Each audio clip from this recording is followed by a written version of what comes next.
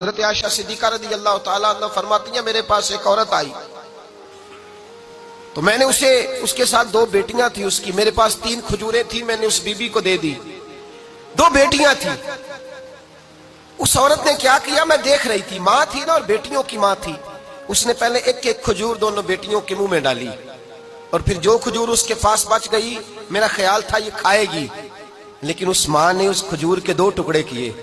اور وہ بھی اپنی بیٹیوں کے منہ میں ڈالے۔ حضرت عائشہ صدیقہ فرماتی ہیں اس کا عمل اتنا حسین تھا،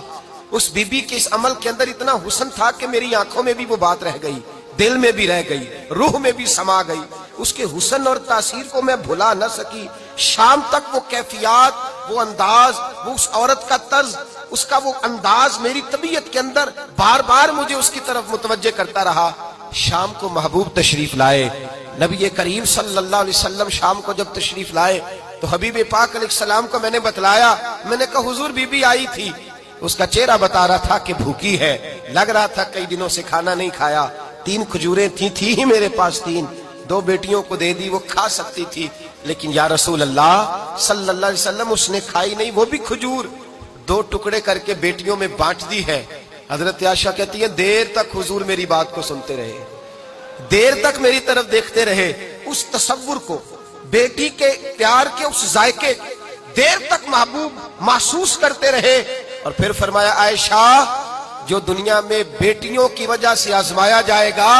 جب قیامت کا دن آئے گا تو رب اس سے حساب نہیں لے گا، بے حساب ہی جنت میں داخل فرما دے گا۔ اللہ پھر اس سے حساب نہیں لے گا جو بیٹی کے سبب سے آزمایا جائے۔ یعنی حضور نے باپ کو کہا کہ بیٹی کو مصیبت نہ سمجھنا، اگر کبھی اس کے میکے سے جھگڑے کا پیغام بھی آ جائے،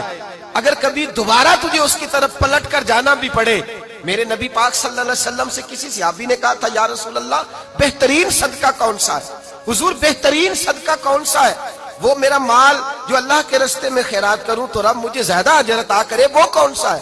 تو میرے نبی پاک نے فرمایا اگر تیری بیٹی واپس لوٹ آئی، طلاق کی وجہ سے یا بیوہ ہو کر واپس آ گئی، اور تجھے اس لوٹنے والی بیٹی پر کچھ خرچ کرنا پڑا، تو تیرے رسول کا وعدہ یہ ہے کہ اللہ تجھے اس روپے پر سب سے زیادہ اجر عطا فرمائے گا، اس پیسے پر اللہ تجھے سب سے زیادہ۔ انہیں بوجھ نہ جاننا، ان کی آزمائشوں پہ پریشان نہ ہونا۔ اگر کبھی بیٹی کا پیغام آ جائے کہ اس کو پھر سے یہ تکلیف ہوئی ہے، باپ سمجھنے لگا تھا کہ میں تو فارغ ہو گیا، نکاح کر کے میں فارغ ہو گیا، پھر اگر کبھی اسے پیغام آئے تو میرے مصطفیٰ کریم نے فرمایا وہ پریشان نہ ہو، وہ دکھی نہ ہو، بلکہ جو بیٹی کی وجہ سے آزمایا جائے گا اس سے تو حساب ہی نہیں لیا جائے گا، اللہ بغیر حساب ہی جنت عطا فرما دے گا۔ اتنا بڑا مقام، اتنی بڑی عظمت اور فضیلت اللہ کے رسول نے بیٹیوں کے ماں باپ کو عطا فرمائی۔